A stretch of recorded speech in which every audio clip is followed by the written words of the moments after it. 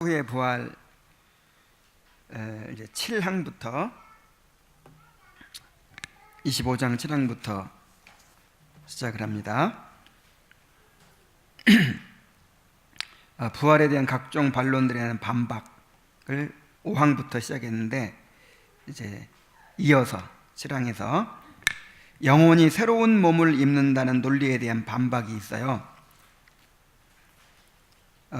우리가 지금 입고 있는 이 몸이 아니라 이 몸과 전혀 상관없는 새로운 몸을 입을 것이다. 다시 말해서 육체를 입지 않고 뭔가 어떤 영적인 어떤 신비한 그런 것을 입을 것이다. 이제 이렇게 주장을 하는 것이죠.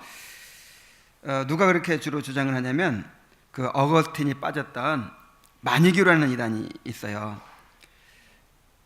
그 어거스틴이 왜 하나님은 선하신데 이 땅에 이렇게 고통과 악이 존재하는가, 이것에 대해서 고민하고 목사님한테 찾아가서 질문해도 답이 신통치 않고 고민하다가 마니교회 갔더니 마니교회 이렇게 설명해 주는 거예요. 원래 신은 선한 신이 있고 악한 신이 있어.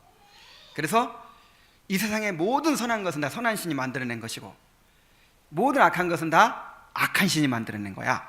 이렇게 가르쳐 주니까 너무 기가 막히게 그 질문에 해답이 돼버렸어요. 그래가지고 마니교회에 빠져서 9년간이나 그렇게 방황을 했잖아요.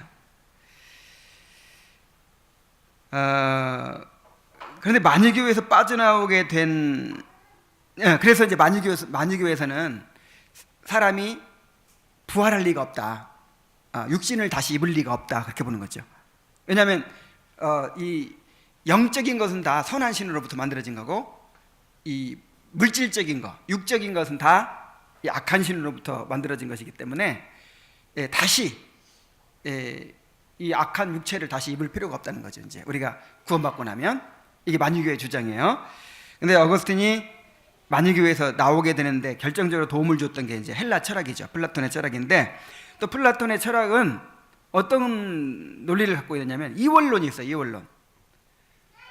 영적이고 보이지 않는 그런 이데아의 세계가 있고, 이게 실제라는 거죠. 실제. 그리고 우리 눈에 보이는 이 현상, 요거는 그림자에 불과한 것이고 실제가 아니에요.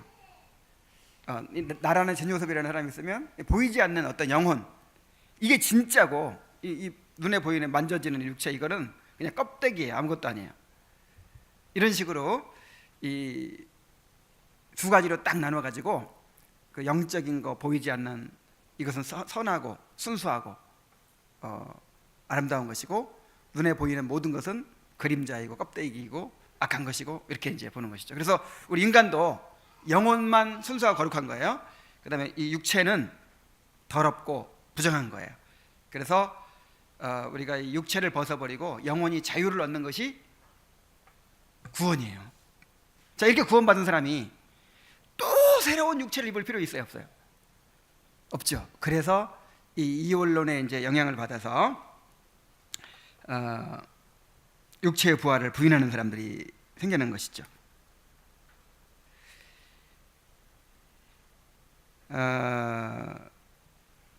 그래서 이제 이것을 반박하기 위해서 몸에 대한 성경의 관점을 얘기하죠.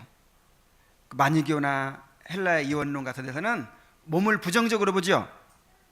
그러나 성경은 결코 부정적으로 보지 않는다는 것을 이제 성경 구절들을 들어서 반박을 합니다.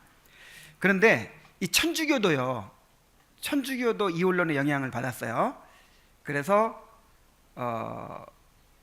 이 몸을 부정하게 여기죠. 그걸 뭘로 알 수 있어요? 예를 들어서 결혼 안 하고 독신으로 살면 더 거룩하다고 생각하죠. 그래서 신부와 수녀는 결혼 안 하죠. 뭔가 육신에 속한 성, 뭐 이런 거는 더러운 걸로 생각하는 거예요. 좀 거룩하지 못한 걸로 생각하는 거예요. 자, 이런 사상, 이게 이제 잘못된 것이죠. 그래서 성경에서는 어떻게 얘기하고 있는가? 고린도후서 7장 1절에 보면은, 그런즉 사랑하는 자들아, 이 약속을 가진 우리는 하나님을 두려워하는 가운데서 거룩함을 온전히 이루어 육과 영의 온갖 더러운 것에서 자신을 깨끗하게 하자. 육은 더러운 것이고 영은 깨끗한 건 줄 알았는데 육도 더럽고 영도 더러워요. 그리고 육도 깨끗해져야 되고 영도 깨끗해져야 돼. 자, 타락할 때 육만 타락했어요? 영도 타락했어요? 영이 타락했죠. 영도. 따라서 육도 타락하고. 그러나 고린도후서 5장 10절에 보면 이는 우리가 다 반드시 그리스도 심판대 앞에 나타나게 되어 선악간에 그 몸으로 행한 것을 따라 받으려 함이라. 자, 우리 몸으로 행한 것을 따라서 상급을 받는데요. 하나님께 보상을 받는데요. 이게 몸이 악한 것이 아니죠. 또 고린도후서 4장 11절 우리 살아있는 자가 항상 예수를 위하여 죽음에 넘겨짐은 예수의 생명이 또한 우리 죽을 육체에 나타나게 하려 함이라. 이 육체가 이제 부활의 생명을 얻는다는 것이죠. 예수의 생명이 어디에 나타난다고요? 육체에. 우리 육체에 나타난다고. 데살로니가서 5장 23절에 보면은 평강의 하나님이 친히 너희를 온전히 거룩하게 하시고 또 너희의 온 영과 혼과 몸이 우리 주 예수 그리스도께서 강림하실 때 흠없이 보존되기를 원하노라.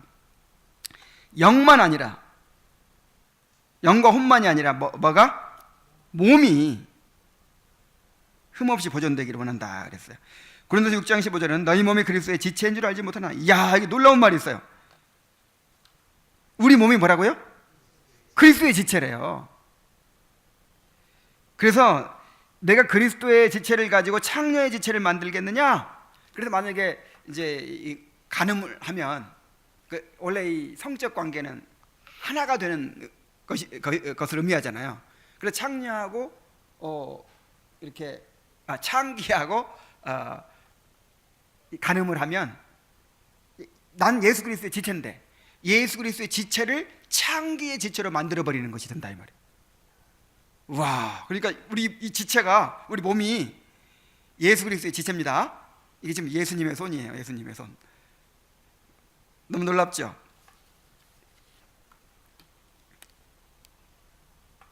로마서 12장 1절 그러므로 형제들아 내가 하나님의 모든 자비하심으로 너희를 원하노니 너희 몸을 하나님이 기뻐하시는 거룩한 산지에서 드리라. 이는 너희가 드릴 영적 예배니라. 자, 영적 예배를 드리는데 뭘 드리라고요? 몸을 드리라고요. 내가 못 가지만 마음만은 다 소용없어요 이런 거. 뭘 드리라고요? 몸을 드리라고요. 몸을. 나는 가질 못해서 마음은 와 있대 지금. 그런 거 없어요. 하나님 마음을 드리라 그러지 않고 몸을 드리라 그랬어. 몸. 몸이 부정한 것이라면 몸을 드리라고 할 리가 없죠. 그러니까 우리가 몸과 마음을 다 드려야 되는 거죠. 분리시킬 수 없죠. 진짜 마음을 드리면 뭐가 따라와요? 몸이 따라오지. 그렇다고 또 몸만 드리고 마음을 안 드리면 또 안 되는 것이고.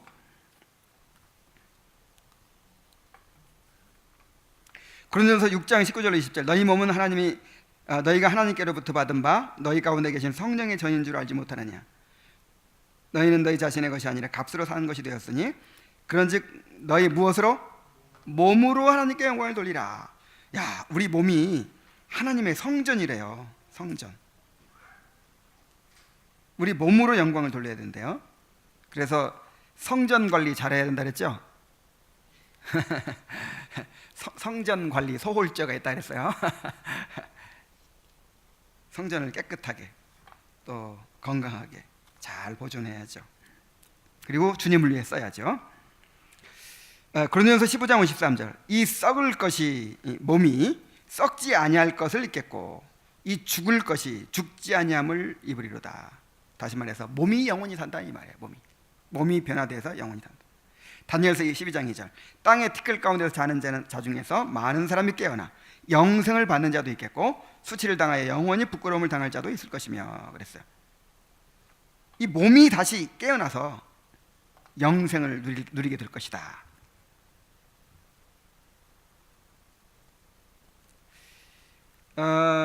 그래서 한 가지 그 증거가 있는데 그리스도께서 부활하실 때 죽으시기 전에 입고 계셨던 그 죽을 몸을 다시 받으셨다. 맞습니까? 예수님께서 죽으실 때, 죽기 전에 가졌던 그 몸을 부활해서 그대로 갖고 그대로라는 말은 이제 다른 몸이 아니라는 뜻으로 질은 바뀌었지만, 그래가지고 심지어 못자국까지 보여요. 못자국. 예수님이 돌아가시기 전에 못 박혔었잖아요. 옆구리에 창 찔렸잖아요. 그거까지 보여주는 거예요. 그러니까 예수님이 돌아가시기 전에 가셨던 그 몸이 다시 부활했다는 것을 증명해 주는 거죠. 그런 것처럼 우리도 우리가 가지고 있던 몸이 그대로 살아날 것이다. 실망하는 사람도 있을지 모르겠어요. 그래서 지난주에 얘기했던 것처럼 그렇다고 해서 그 몸 그대로가 아니고 나는 이렇게 작은 키로 다시 태어날까? 연약한 몸으로, 이 부실한 몸으로 다시 태어나 그러진 않잖아요. 가장 아름다운 모습으로. 그러니까 몸은 그대로 몸인데 거의 다른 몸이에요, 사실은. 그래서 우리가 이 두 가지를 다 기억해야 될 것 같아요. 그러니까 우리 몸을 없애버리고 완전히 새로 창조하는 거 아닙니다. 그래서 창조라는 말 대신에 갱신이라는 말을 써요. 갱신, 회복이라는 말을 써요. 우리 개혁주의에서는 창조, 타락, 구속, 그 다음에 재창조가 아니라 뭐라고요? 회복이에요. 갱신이에요. 이 모든 세상이 이 지구덩어리가 완전히 없어져 버리고 새로운 별을 하나 만드는 게 아니라 지구덩어리는 그대로 있다니까요. 이거를 새롭게 갱신하시는 거예요. 우리를 구원하시는 것도 마찬가지입니다. 우리 몸뚱아리를 완전히 그냥 없애버리고 새로 만드는 게 아니라 우리를 갱신시키는 거예요. 우리를 새롭게 회복시키시는 것입니다.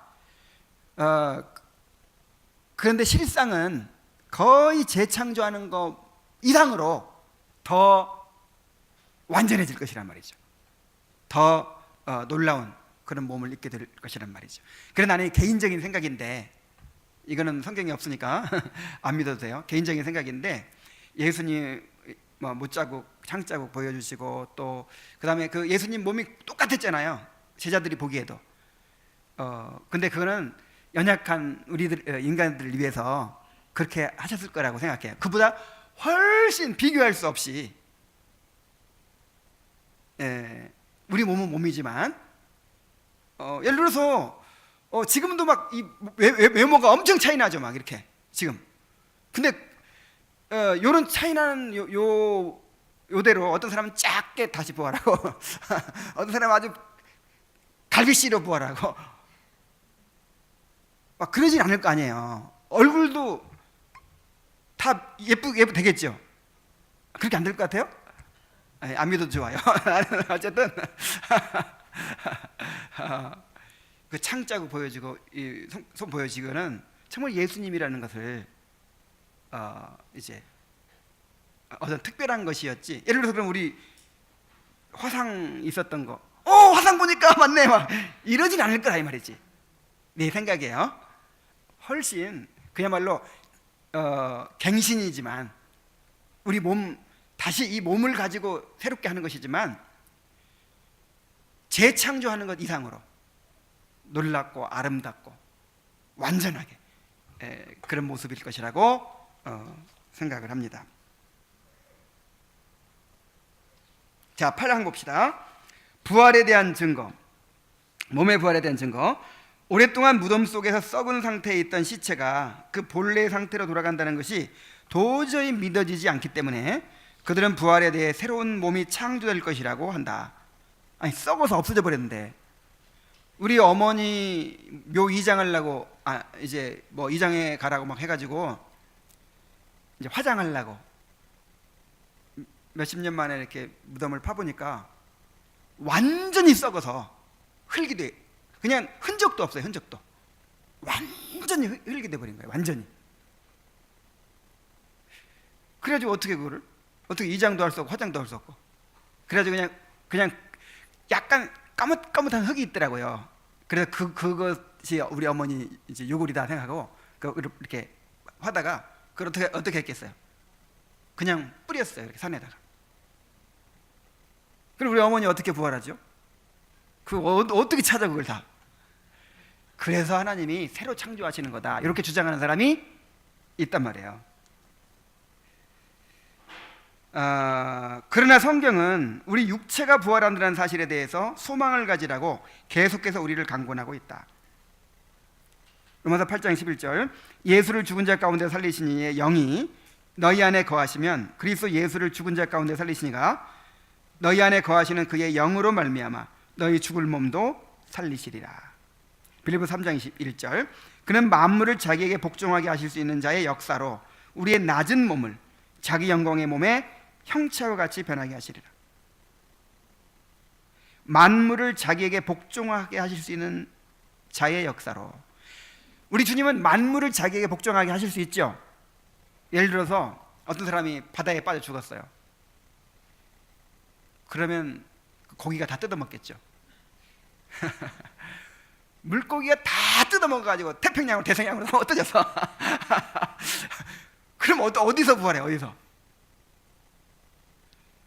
부활 못하겠네? 어떻게 할까요? 하나님이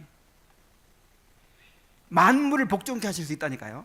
그 원소들, 그 물질들을 다 모으실 수 있어요? 없어요? 도저히 안 될 것 같아요? 가능해요. 다. 그래가지고 나중에 그거 다 모아가지고 또 새롭게 하셔서 부활하게 하실 거예요.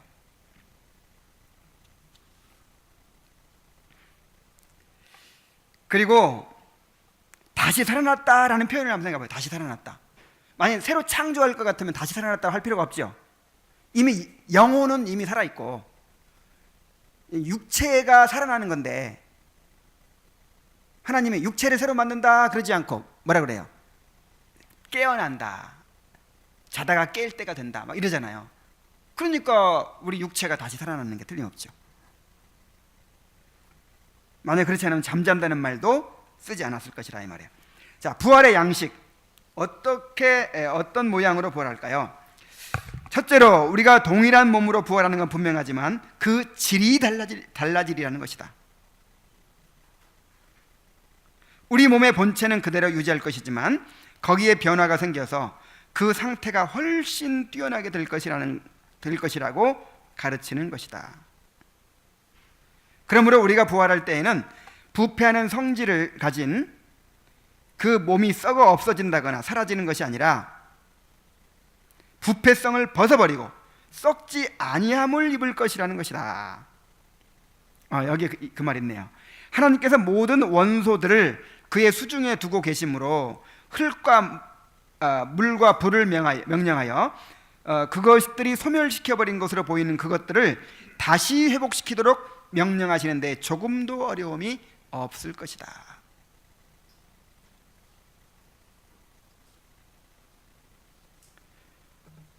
예수님만 보더라도 시공을 초월해버려요. 문을 완전히 닫아놨는데 짠 하고 나타나요. 어떻게 나타났지? 이렇게 시공을 초월해. 그리고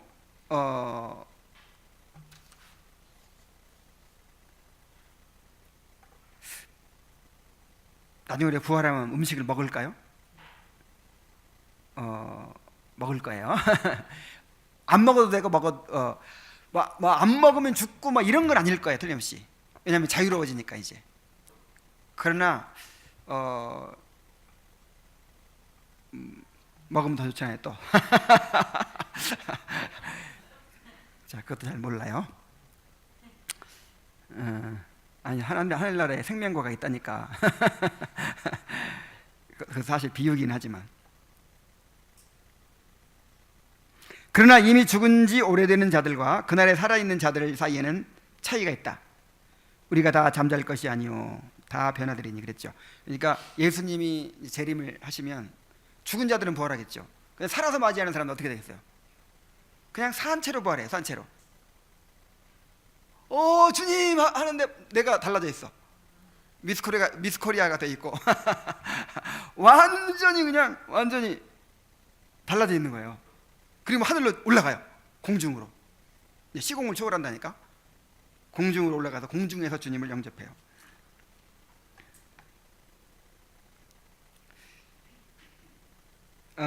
즉 죽음과 그 이후에 두 번째 삶의 시작 사이에 시간적인 간격이 있을 필요가 없다는 뜻이다.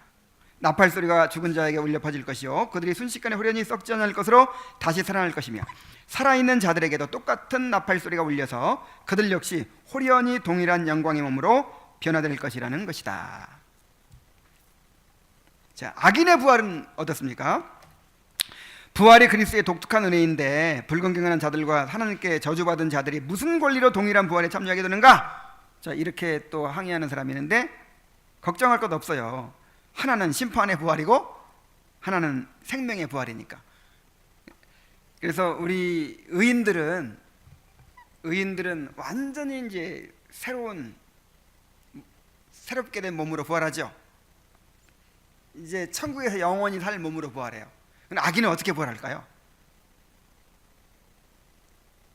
악인은 뭐 그대로 부활하든지, 뭐 병을 앓다 죽었으면 뭐 병할 모습으로 아니면 그냥 그대로 부활하든지, 그것도 자세히 모르겠어요. 성경이 안 나와 있으니까. 어쨌든 심판받기에 적당한 모습으로 심판받기에 적당한 모습으로 부활할 거예요.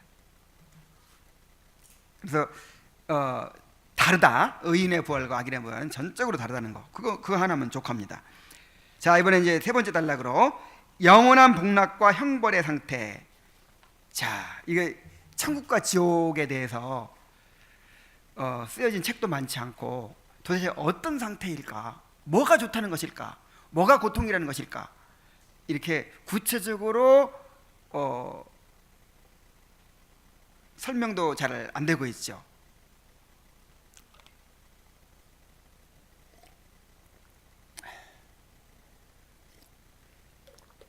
드물게 여기 나와 있어요.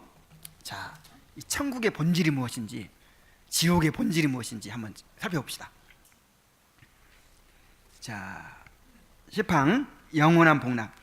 그 복락이 얼마나 탁월할 것인가 하는 것은 모든 사람들이 아무리 이야기한다 해도 그 조그마한 부분도 드러내지 못할 것이다. 선지자들은 그 신령한 복락의 본질을 표현할 말을 찾을 수가 없어서 그저 물질을 묘사하는 용어들을 써서 대강 진술하고 있는 것이다. 천국 가면 생명강이 흐르고, 그 다음에 막 생명나무 과일이 막 열리고 막 이렇게 표현하죠. 그 다음에 12보석으로 지은 집이 있고 막, 그게 진짜 그럴까요? 여기 이 칼빈의 말에 의하면 물질을 묘사하는 용어들을 써서 대강 진술한 거예요. 대강. 그걸 문자 그대로 보면 안 돼요.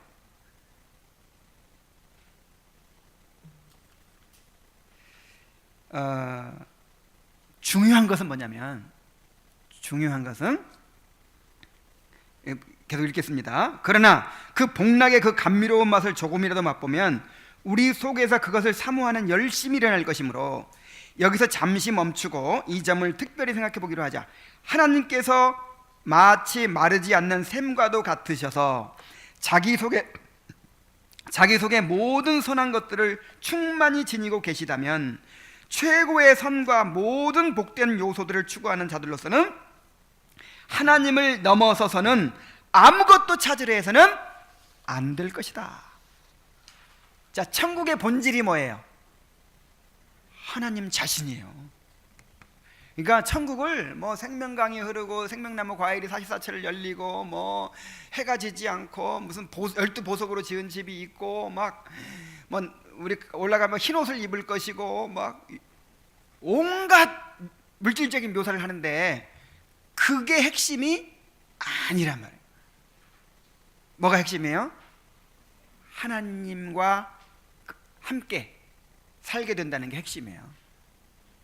그러니까 모든 선이 다 어디 안에 있어요? 하나님 안에. 모든 기쁨이 하나님 안에. 모든 만족이 다 하나님 안에. 우리가 얻고자 하는, 우리를 온전히 채워줄 수 있는 모든 것이 다 하나님 안에 있다는 거예요.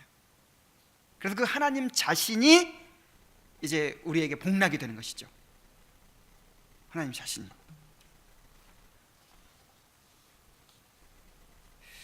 그래서 오늘날 그 천국을 묘사할 때 이제 강조하고 뭐 천국에 갔다 온 사람들도 있고 막 그러잖아요.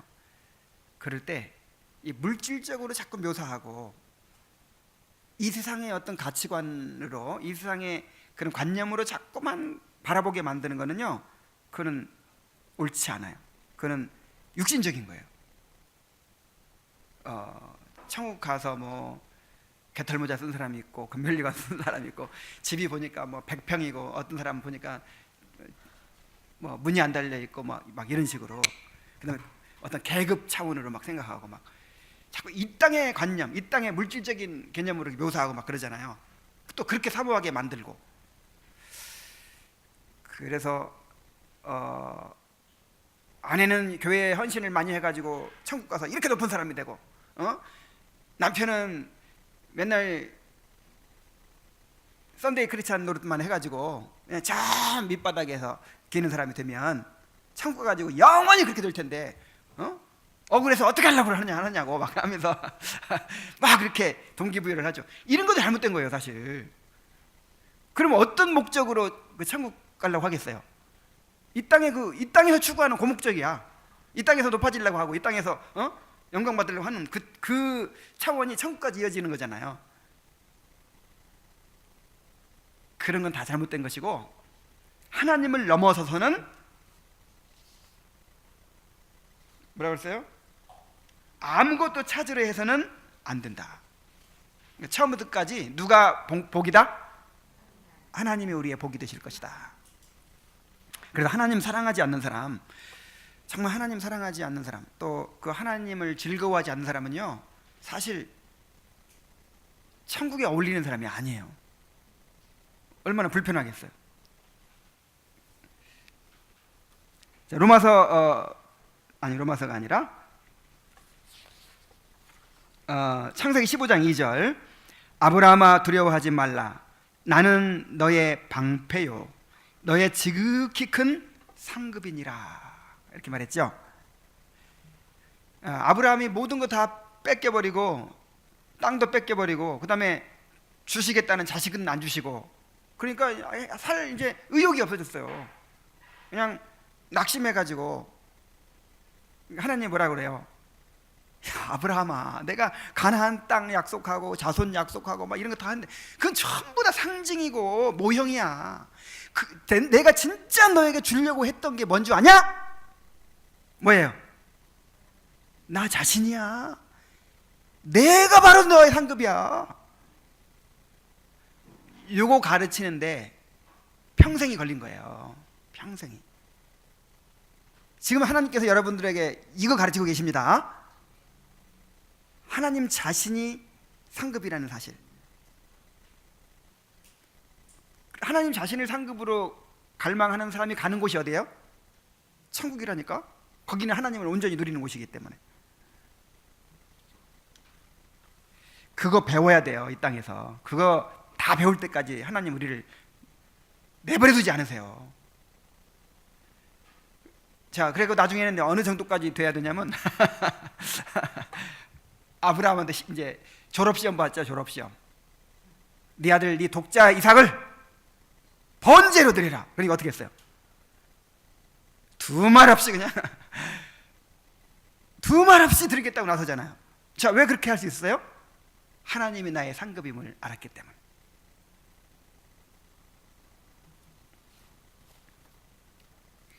자, 그 다음에 여호와는 나의 산업과 나의 잔의 소득이시니 나의 분깃을 지키시나이다. 내게 줄로 재어준 구역은 아름다운 곳에 있으며 나의 기업이 실로 아름답도다. 자, 하나님이 나의 산업이고 나의 잔의 소득이고 나의 재산이고, 자, 이 나의 기업도 이제 1차적으로는 내게 줄로 재어준 구역도 사실은 1차적으로는 하나님께 내가 주신 모든 복을 가리키는 거거든요. 근데 진짜 그 기업의 핵심이 뭐예요? 하나님이에요. 하나님이 우리의 기업이에요. 하나님.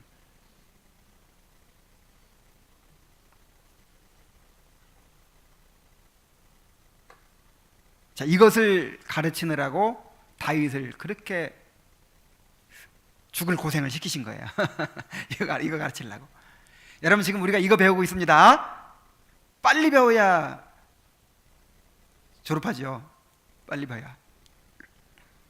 졸업은 완전한 졸업은 없지만 어쨌든 방학이라도 하죠. 그 다음에 나의 의로운 중에 주의 얼굴을 배우리니 깰 때에 주의 형상으로 만족하리이다. 뭘로 만족한다고요? 주의 형상으로. 주님 때문에 만족하는 거지. 아유, 깨보니까 그냥 그 이슬람 사람들이 말하는 것처럼 70명의 미녀가 딱 기다리고 뭐 이런 거 아니에요. 딱 깨보니까 누가 계셔? 하나님이.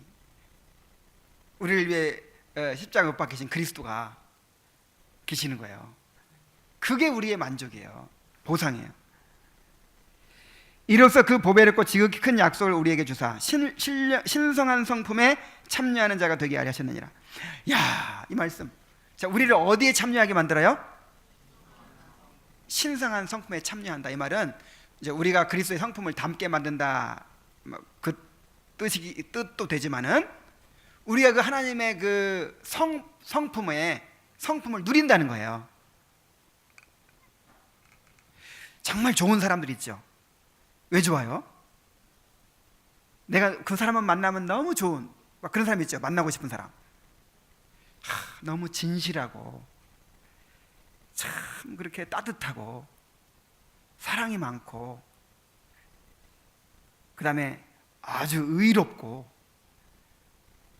뭔가 그냥 지적으로 뛰어나고 뭔가 아름다움을 알고 뭔가 좋은 건 다 들어있어 그 사람한테. 그래가지고 그 사람 만나면 좋죠. 그 사람의 그 어떤 성품들을 내가 이렇게 누리는 거예요. 성품들을 맛보는 거예요. 그러니까 행복하죠. 그런 사람 아직 못 만나봐가지고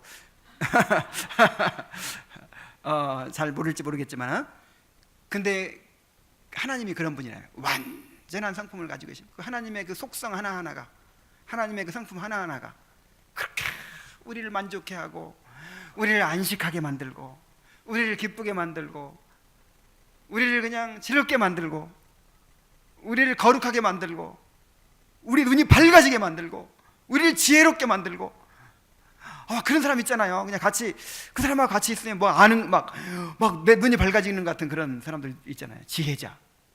근데 하나님은 최고 선이신 분. 그걸 우리가 누린단 말이에요.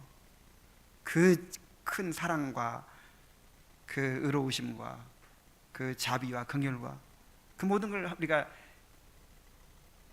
경험한단 말이에요. 맛보아 알아간단 말이에요. 너무 행복하겠죠?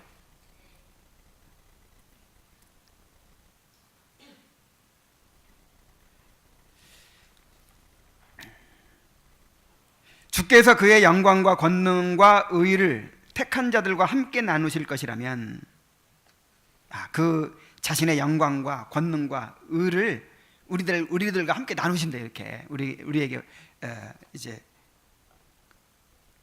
공유해 주신다는 거죠. 아니, 자기 자신을 그들에게 주셔서 그들로 하여금 누리게 하실 것이라면, 그리고 더 놀랍게 그들을 자기 자신과 하나가 되게 만드실 것이라면, 우리로서는 모든 종류의 행복이 이러한 은혜 속에 다 포함되어 있다는 사실을 기억해야 할 것이다. 이게 올바른 천국관이에요. 천국하면 누가 생각나야 돼요? 하나님. 왜 천국 가고 싶어요?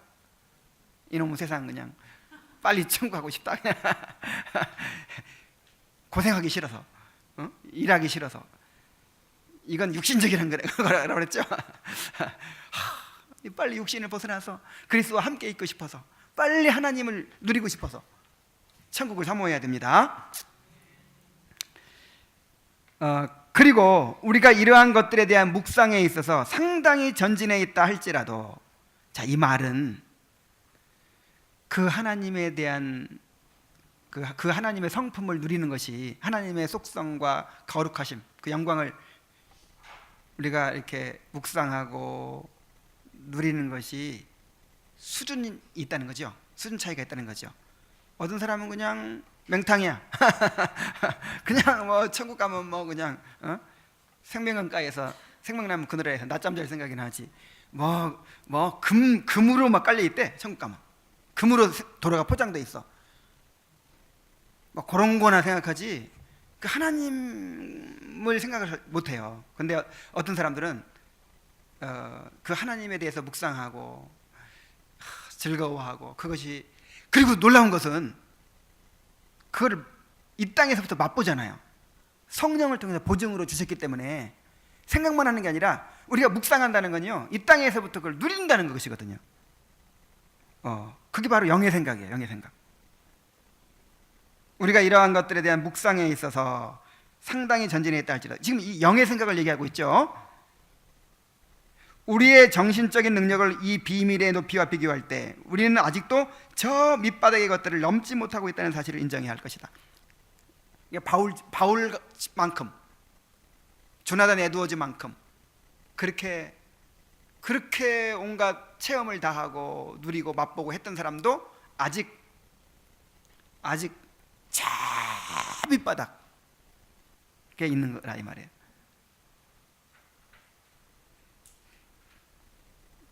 그러니까 우리가 그 영의 생각을 훈련해야 되겠죠. 땅의 것을 생각하지 말고 위의 것을 생각하라.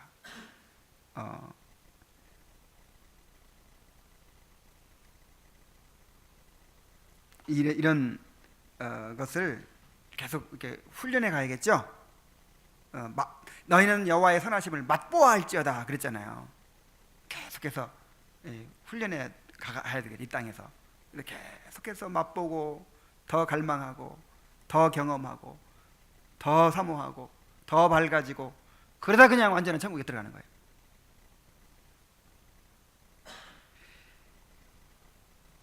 자, 그런데 그렇게 누리는 것도 차이가 있대요. 차이가. 우리로서는 다음과 같은 성경의 가르침을 논란의 여지가 없이 분명한 사실로 받아들여야 한다. 곧 하나님께서 그의 은사들을 세상의 성도들에게 다양하게 나누어 주시고 그들에게 서로 다르게 빛을 비추어 주시듯이 하나님께서 그 자신을 선물들로 멸관을 씌워 주실 그 하늘의 영광도 모두 동등하지 않을 것이라는 사실을 말이다. 그러니까 균등 상급론이 있고 차등 상급론이 있어요. 그러니까 천국 가면 다 똑같을 것이다. 구원이 상급이니까 다 똑같을 것이다. 이렇게 보는 사람이 있고, 성경에 차이가 있다고 했지 않느냐, 차이가 있을 것이다, 이렇게 주장하는 사람인데, 여기 보니까 차등 상문론을 얘기하고 있네요. 그죠? 그래서 여러분, 우리의 구원이 상급이에요. 그렇죠? 우리가 하나님의 영광에 참여하는 것이 상급이죠. 그런데 그것이 차이가 있을 거예요. 그러니까 다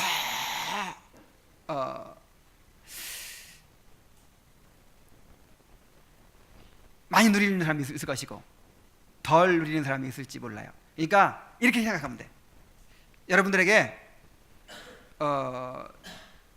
뉴욕 필하모닉 오케스트라가 와서 공연을 하는데 10만 원짜리 S석 티켓을 다 나눠줬어요. 이 가운데 있는 사람들에게. 그리고 전부 다 공짜로 다 들어갔어. 그 S석에 앉아서 딱 이제 그걸 누리는 거예요. 자, 똑같이 누릴까요? 음악에 조예가 있는 사람, 그러면 그 섬세한 선율까지 막 이랬죠. 근데 어떤 사람은 참 좋네, 웅장하네. 자, 다 즐기긴 즐기는데 수준 차이가 있겠죠. 아마 그런 것이 있지 않을까. 물론 다 은혜예요. 은혜. 다 은혜지만 다 만족해요. 그렇지만 이 땅에서 다 하나님 알아가기에 더 힘쓰고 자기 부인을 하고 십자가를 지고 영생을 묵상하고 더 그렇게 한 사람이 있죠. 그리고 조금 게을른 사람도 있겠죠. 그래서 아마 천국에 가서 누리는 것이 거기서 차이가 있게 되질 않을까, 이제 그렇게 생각하는 거죠. 그것도 정확하게는 몰라요. 근데 성경에서 그렇게 이제 얘기하고 있으니까. 그런데 그렇다고 해서 이거를 그 아까 물질적인 또 이 세상의 가치관을 이 세상의 개념으로 그런 차등은 아니에요. 그런 차등 잘 뭐 계급 차이가 나고 뭐 개털모자 쓰고 뭐 금면류관 쓰고 뭐 이런 차이는 아니고 그렇게 영광이 다를 것이다. 더 큰 영광이 있을 것이고 또 더 작은 영광이 있을 것이다. 그러나 모든 사람이 만족하고 기뻐하고 뭐 비교의식 느끼면 그건 천국 아니죠.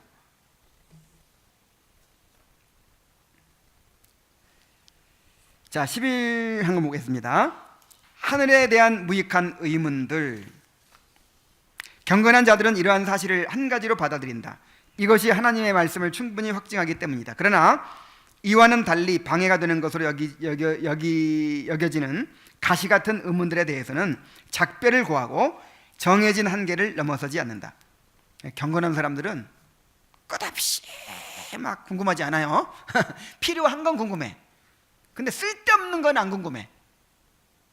그냥 하나님의 완전하심을 믿기 때문에, 능력을 믿기 때문에. 천국 가면 화장실이 있을까 없을까, 뭐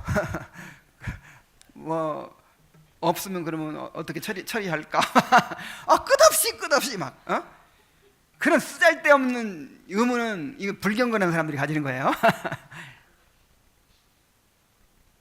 그리고 나의 경우를 말하자면 쓸데없는 문제들을 공연히 탐구하기를 개인적으로 삼갈 뿐만 아니라 그런 문제들에 대해서 답변을 함으로써 다른 사람들의 경박함에 도움을 주지 않도록 스스로 조심해야 한다고 생각한다.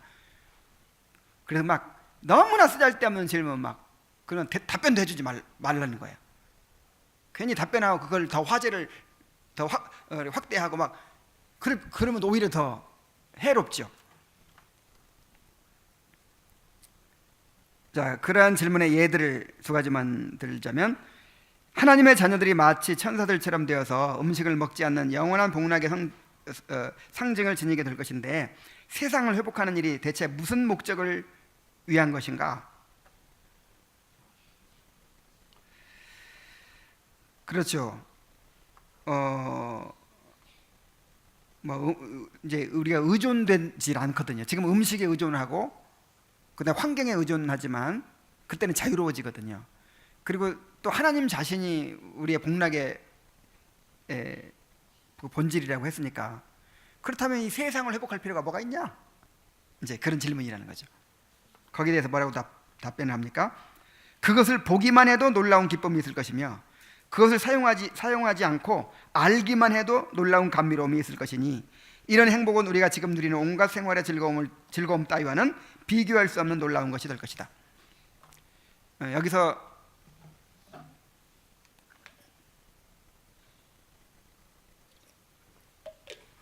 칼빈이 다른 곳에서 이야기한 것으로 답변을 한다면, 여러분 이 창조물의 의미가 뭐가 있죠? 우리에게 이 하나님의 모든 창조물이 우리에게 어떤 의미가 있죠?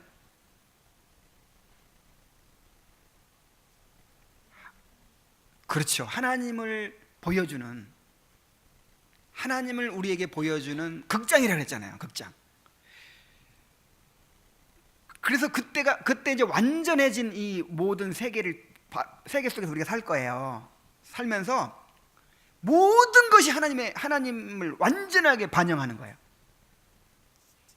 그냥 꽃 하나도 그냥 막 하나님을 막 드러내는 거예요. 막 나무 한 그루가 하나님을 막 드러내. 바람이 휙 지나가면서 막 하나님을 느끼게 만들어. 하나님 냄새가 막 나. 모든 것이 하나님을 완벽하게 드러내. 그러니까 모든 창조물이 완전하게 회복된다는 것은 하나님을 완전하게 반영하게 될 것이다 라는 뜻이죠. 그래서 우리는 하나님을 드러내는 극장 속에 살게 되는 것이죠. 그래서 완전하게 회복이 돼야 되는 것입니다. 그리고 우리가 하나님을 계속 알아가는 거잖아요. 그죠? 천국 가서 끝나나요? 그게 아니라 여기서 계속 하나님을 알아가다가 천국 가면 그때부터 본격적으로 알아가는 거예요. 지금 여기는 지금 어떤 대학에 들어가기 위한 학원 공부야.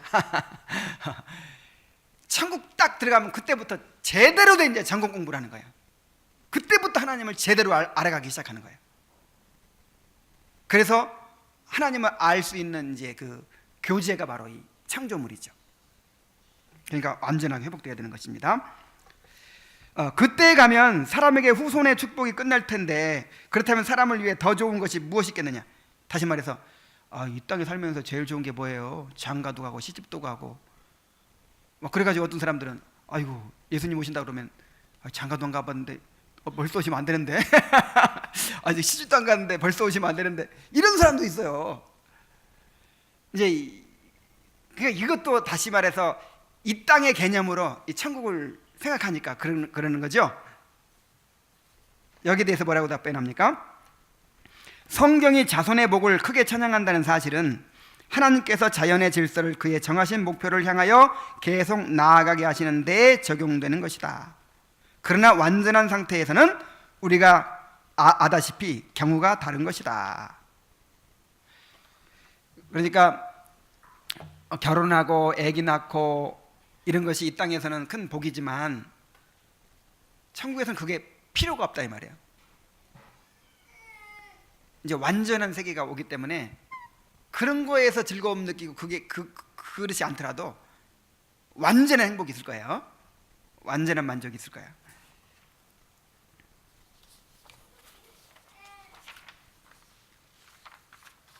자, 마지막 12항 버림받은 자의 영원한 상태. 자, 이제 지옥에 대해서.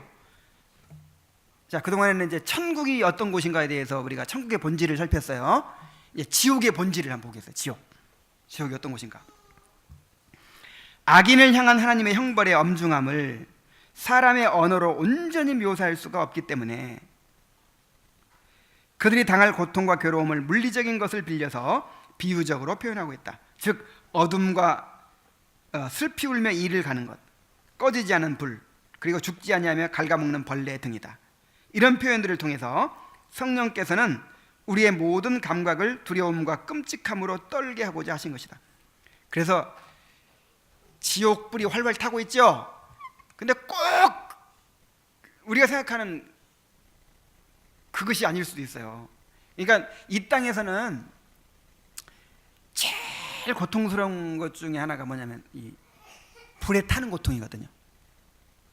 화상 조금만 1도 화상, 2도 화상만 당해도 엄청나게 고통스럽잖아요. 근데 이 막 불에 타보세요.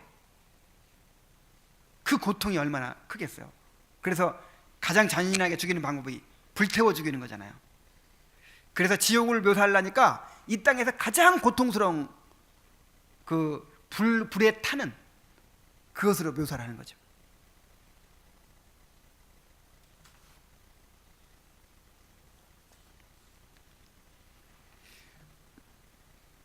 그런 상세한 진술들을 통해서 우리가 악인의 처지에 대해서 어느 정도 생각할 수 있게 되었으므로 특히 다음과 같은 사실에 대하여 생각을 고정시켜야 마땅할 것이다. 곧 하나님과의 교제에서 끊어진다는 것이 얼마나 비참한 것이냐 하는 것이다. 이제 거기서는 하나님과의 교제에서 완전히 끊어지는 거예요. 모든 은혜, 자비로부터 완전히 끊어지는 거예요. 여러분 지금 아무리 비참하게 살고 있는 사람도 하나님의 은혜가 있습니다. 지금 하나님 은혜가 작용하고 이 땅에서요, 아무리 최악의 고통을 당하고 있는 사람도 하나님의 은혜가 지금 어느 정도로 있는 거예요. 그러나 지옥에서는 이제 하나님과의 교제가 완전히 끝나는 거죠. 하나님의 자비, 긍휼, 은혜가 완전히 단절되는 거예요. 대신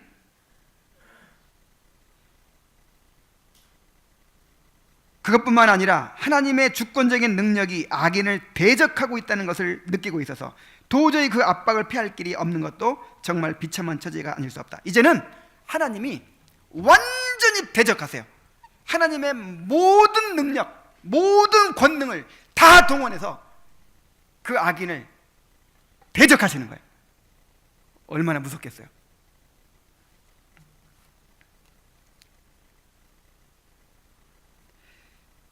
첫째로 하나님의 진노는 마치 맹렬하게 타오르는 불과 같아서 거기에 닿는 모든 것을 삼키고 빨아들이기 때문이다. 둘째로, 모든 피조물들이 하나님을 섬겨 그의 심판을 실행에 옮김으로 공개적으로 주의 진노를 받는 자들은 하늘과 땅과 바다와 생물들과 모든 존재하는 것들이 그들에 대해 끔찍한 화를 쏟아내며 그들을 멸하려고 무장하고 있는 것을 느낄 것이기 때문이다. 자, 보세요. 하나님이 하나님의 모든 영광과 권능으로 그 악인을 막 대적하십니다. 그러니까 무한한 분노를 막 쏟으시는 거예요. 그것만 해도 엄청난데 모든 피조물이 나를 향해서 대적하고 모든 악을 쏟아내는 거예요. 예를 들어서 사람도요, 엄청난 흉기가 될 수 있죠. 예를 들어서 부부간에 같이 살아요. 그러면 너무 참 서로 이렇게 의지하고 이렇게 친밀감을 느끼고 사랑을 느끼고 살 수 있겠죠. 근데 만약에 한 사람이 그 아내를, 이 말이 생각이 안 나, 두드려 패는 사람이야. 폭력 무지막지한 사람이야. 그런 사람이 있죠. 그 사람하고 함께 살면 어떻게 되겠어요? 그 남편이 나한테 완전히 지옥을 만들잖아요. 지옥을. 그러니까 한 사람이 만약에 선하다면 나에게 굉장히 복이 되는 것이고, 악하고 나를 대적하고 나를 피해를 준다면 나에게 엄청난 고통을 안겨주는 거죠. 두 가지 가능성이 다 있어요. 예를 들어서 저 냉장고가 얼마나 요긴해요.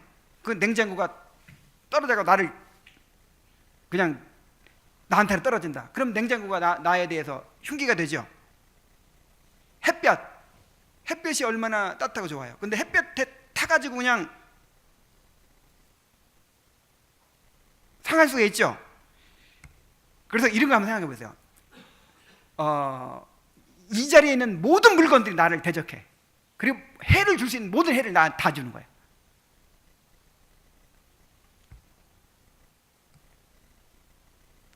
지옥에 있는 사람들이 서로에 대해서 저주해요. 최고의 악을, 거기는 악이 제한되지 않거든요. 그냥 마귀 같은 악이 나와요. 그래가지고 서로를 향하는 거예요. 그러니까 하나님이 진노하시고 모든 서로가 서로를 저주하고 화를 쏟아내고 이 모든 피조물을 전부 다 나에게 저주가 되고 화가 되는 거예요.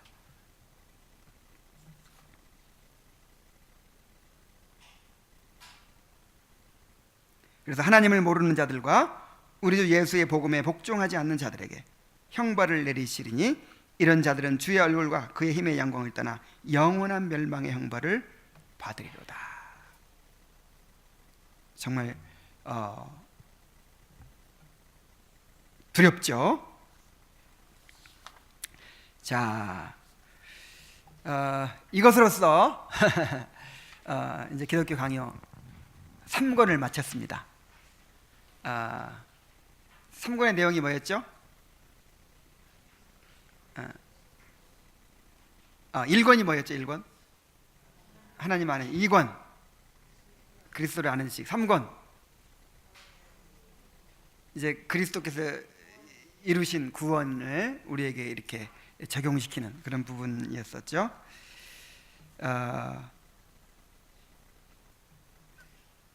참 복이 됐죠.